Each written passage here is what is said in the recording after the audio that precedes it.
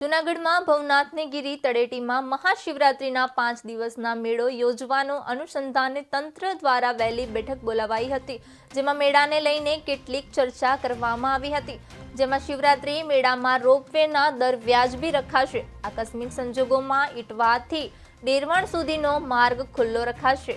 આ શિવરાત્રિ મેળો મહાવદ નોમ 22 ફેબ્રુઆરીથી શરૂ થશે અને 26 ફેબ્રુઆરીના રોજ મેળો પૂર્ણ થવાનો છે।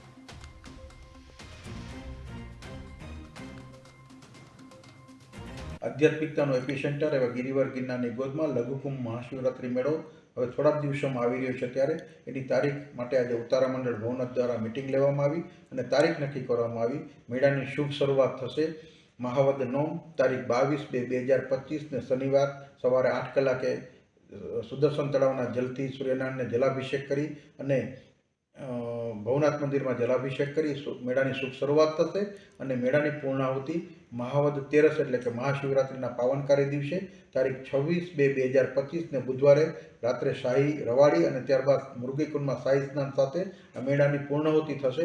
એ તારીખ આજે ઉતારા મંડળે રજૂ કરી છે, જાહેર કરી છે અને તંત્રને, સરકારને, મીડિયાને પણ આનો પત્ર મોકલી આપ્યો છે। ત્યારે આદરણીય કલેક્ટરશ્રીને નમ્ર નિવેદન છે કે હવે 50 દિવસ જ જ્યારે મેળાને બાકી રહ્યા હોય ત્યારે જે ખૂબ ઝડપથી એક આયોજનની બેઠક બોલાવીએ અને આપણે ખૂબ સારું આયોજન કરીએ, કારણ કે ગિરિવર ગિરનારની ગોદમાં વિશ્વનો એકમાત્ર ભરાતો મેળો છે, એટલે આપણી બધાની ફરજ છે, આપણે યજમાન છીએ, ત્યારે વહેલી તકે જો સુરાતું આયોજન કરીશું તો લોકોને અગવડતા નહીં પડે। આ માટે વહેલી તકે કલેક્ટરશ્રી